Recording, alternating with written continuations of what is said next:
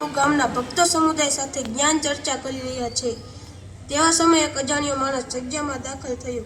જય માતાજી કહીને ડાયરાને રામ રામ કર્યા. અરે ફકડાનાથ બાપુને મળવું છે. પધારો પધારો બાપ, આપ તો દેખાવે દેવી પુત્ર લાગો છો. હા બાપ, ચારણ છું, ભીમજીની હણિયાળીથી આવું છું. પણ તમારું નામ શું છે?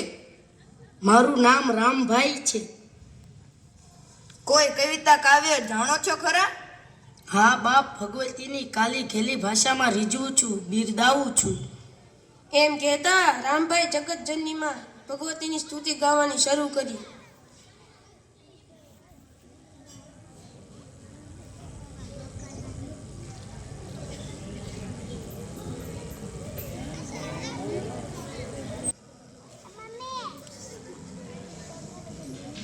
કવિરાજ, તમે આજ ને આજ સાંજની સભામાં ભાવનગર પહોંચી જાઓ.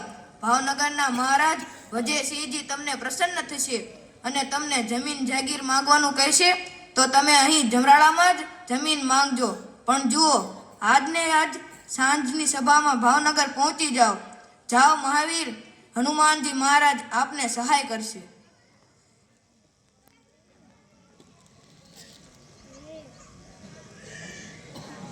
ફકડાનાથ બાપુના આશીર્વાદ મેળવી કવિરાજ ભાવનગરના પંથે ચડ્યા.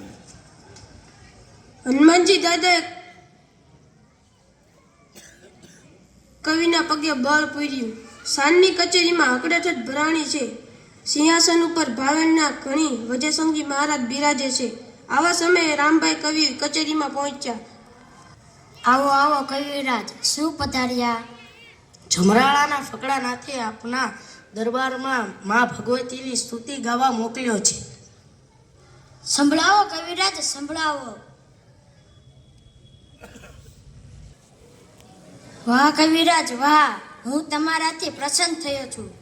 માંગો માંગો કવિરાજ, કયા ગામમાં જાગીર જમીન આપું? આજુ તમારી કંઠ કહેણી કવિતાથી ખૂબ જ રાજી થયો છું. કવિને બાપુના આશીર્વાદ ફળતા લાગ્યા. મહારાજ મારાથી પ્રસન્ન હોય તો મને જમરાળા ગામના પાદરમાં જમીન આપો. પ્રધાનજી, આ રામભાઈ કવિને જમરાળા ગામે ગામતળની અને સીમતળની જમીનનો લેખ કરી આપો અને ભાવનગરમાં પણ કવિને 2 ઓરડા મેળીબંધ મકાન કાઢી આપો. વચન સિદ્ધ ફકડાનાથ બાપુના પ્રતાપે કવિ ઉપર ગંગાજળિયો ગોહિલ રાજ રજ્યો અને કવિનું દાળદર દૂર કરી દીધું. રાજ તરફથી આ જહાંગીરો મળી ત્યારનો પાકા બંધાવી આપેલ કુવામાં આ બાબતની તકતી શિલાલેખ મોજૂદ છે. આજ રામભાઈ ગઢવીની 5મી પેઢી જમરાળાના ગરાસ ખાય છે અને ફકડાનાથ બાપુની જગ્યા પ્રતિ અનન્ય શ્રદ્ધા ધરાવે છે. રાજ તરફથી કવિને બંધાવી અપાવેલ તે પાકો કૂવો આજે તે ગામને વચ્ચે આવી ગયેલ છે.